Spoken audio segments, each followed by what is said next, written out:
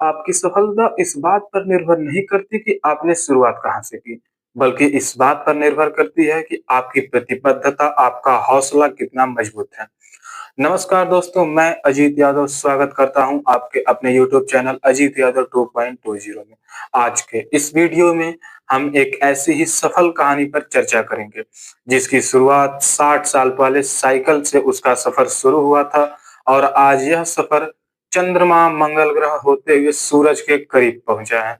जी हाँ, हम बात कर रहे हैं आज की तारीख में दुनिया की सर्वश्रेष्ठ अंतरिक्ष एजेंसियों में शुमार भारतीय अंतरिक्ष अनुसंधान संगठन यानी कि इसरो की। इस वीडियो में हम जानेंगे इसरो की स्थापना कैसे हुई, किस तरह इसरो ने अपना सफर एक साइकिल से शुरू कर मंगल यान तक पहुंचाया और चांद तक पहुंचाने में सफलता हासिल की। साथ ही इस वीडियो में हम इसरो के प्रमुख अंतरिक्ष प्रोग्राम और उनसे जुड़ी रोचक कहानियों को जानेंगे। सबसे पहले इसरो की स्थापना का सफर की चर्चा करते हैं। भारत में अंतरिक्ष पर शोध कार्य तो वर्ष 1920 से ही शुरू हो गया था, मगर इस समय अंतरिक्ष से जुड़ी खोज में जो शामिल थे एस के मित्रा और मेघनाथ साहा और सीवी रमन जैसे प्रमुख वैज्ञानिकों ने अपना योगदान दिया था। लेकिन संगठित अंतरिक्ष अनुसंधान की खोज करने का श्रेय भारत के दो प्रसिद्ध वैज्ञानिक यानी कि डॉक्टर होमी जहांगीर भाभा और डॉक्टर विक्रम साराभाई की जोड़ी को दिया जाता है, जिन्होंने भारतीय अंतरिक्ष अनुसंधान कार्यक्रम को शुरू होने में सबसे अहम भूमिका निभाई थी। भारत के अंतरिक्ष कार्यक्रम और इसरो को दूरदर्शी और प्रतिभाशाली वैज्ञानिकों और इंजीनियरों का हमेशा साथ रहा है, जिन्होंने इस संगठन को एक और इसके मिशन को एक सफल बनाने के लिए अपना जीवन समर्पित कर दिया। जैसे डॉक्टर विक्रम साराभाई विजन में भारत ने अंतरिक्ष शोध कार्यक्रम की नींव रखी और इसरो की स्थापना का मार्ग प्रशस्त किया।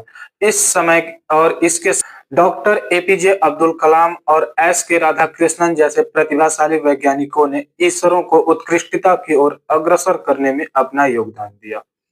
इसरो को सबसे पहले भारतीय राष्ट्रीय अनुसंधान समिति यानी कि इनकोस्पार के नाम से जाना जाता था। इसे भारत सरकार ने 1962 में डॉक्टर विक्रम साराभाई की परिकल्पना और तत्कालीन प्रधानमंत्री पंडित नेहरू की सहमति से स्थापित किया था। उनको स्पार के अंतर्गत ही वर्ष 1963 में केरल में एक मछुआरों के गांव में जो चुंबकीय भूमध्य रेखा के करीब था, इसी गांव में तुम्बा इक्वेटोरियल रॉकेट लॉन्चिंग स्टेशन यानी कि TERLS की स्थापना की गई थी। यहीं से भारत ने अपने पहले साउंडिंग रॉकेट का 21 नवंबर 1963 को प्रक्षेपण किया था। इस रॉकेट को लॉन्चिंग स्टेशन तक साइकिल से ले जाया गया था और यहीं से सीमित संसाधनों के साथ भारत के अंतरिक्ष यात्रा की शुरुआत होती है।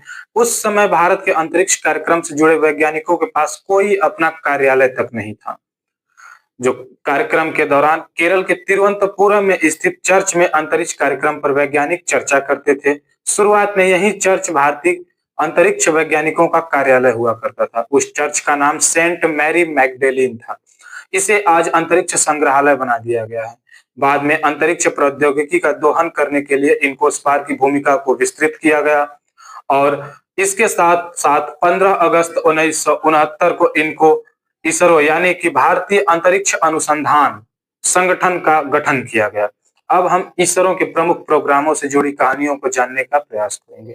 1960 के दशक में साधारण शुरुआत से लेकर 21वीं सदी तक की उत्कृष्ट उपलब्धियों तक की कहानियों का जो पहला उपग्रह था, वह वर्ष 1975 में जब भारत ने अपना पहला सैटेलाइट आर्यभट्ट लॉन्च किया। भारत के पहले उपग्रह आर्यभट्ट का नाम 5वीं शताब्दी के गणितज्ञ और खगोल शास्त्री आर्यभट्ट के नाम पर रखा गया था। आर्यभट्ट उपग्रह को पूरी तरह से भारत में डिजाइन और निर्मित किया गया था। इसका वजन मात्र 360 किलोग्राम का था। इसे 19 अप्रैल 1975 को रूस के कॉपस्टीन यार स्पेस सेंटर से सोवियत कॉस्मक 3M रॉकेट द्वारा लॉन्च किया गया था। आर्यभट्ट के सफल प्रक्षेपण के बाद इसरो ने संचार, रिमोट सेंसिंग और मौसम विज्ञान के कई और उपग्रह लॉन्च किए।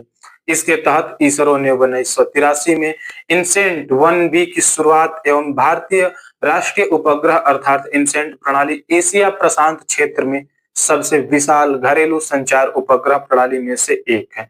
इनसेंट के लिए तुल्यका तुल्यकालिक कक्षा जो पृथ्वी से 1000 किलोमीटर की ऊंचाई पर स्थित होती है। इस कक्षा में 9 परिचालन उपग्रह स्थापित किए। इसने भारत के संचार क्षेत्र में एक बड़ी क्रांति की शुरुआत की और आज भी यह क्रांति जारी है। आपकी जानकारी के लिए बता दें कि इनसेंट प्रणाली दूरसंचार, टेलीविजन, प्रसारण, उपग्रह, समाचार संग्रह, सामाजिक अनुप्रयोगों में मौसम की भविष्यवाणी, आपदा की चेतावनी, खोज एवं बचाव कार्यों के लिए सेवाएं प्रदान करती है। इसके बाद इसरो ने 1990 में polar satellite launch vehicle PSLV की सफलता के साथ अंतरराष्ट्रीय पहचान हासिल की।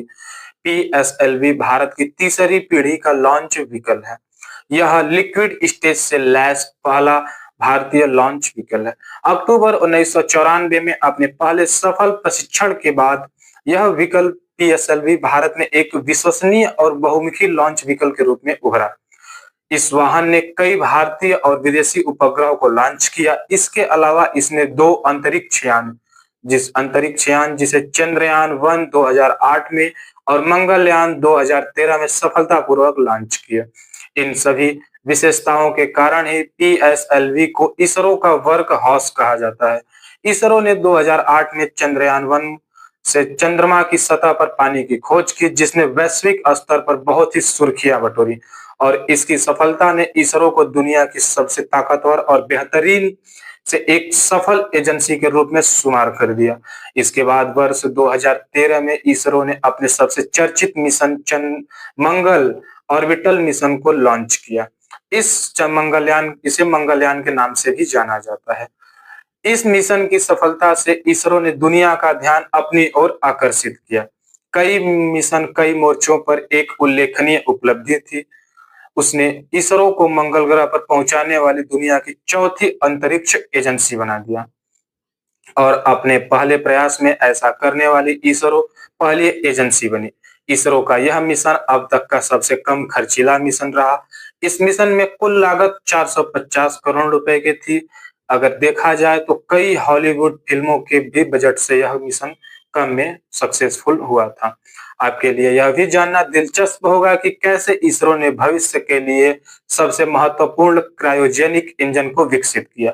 इसरो ने 25 जनवरी 2017 को जीएसएलवी MK3 के लिए स्वदेशी रूप से विकसित क्रायोजेनिक इंजन के ऊपरी चरण का सफलतापूर्वक परीक्षण किया, जो भूतुल्यकालिक स्थानांतरण कक्षा से अर्थात जीटीओ में 4 टन वर्ग के अंतरिक्ष यान को लॉन्च करने में सक्षम है।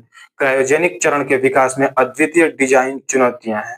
इसमें तरल हाइड्रोजन को 253 डिग्री सेल्सियस पर संग्रहित किया जाता है और तरल ऑक्सीजन को इसके टैंकों में 195 डिग्री सेल्सियस पर संग्रहित किया जाता है।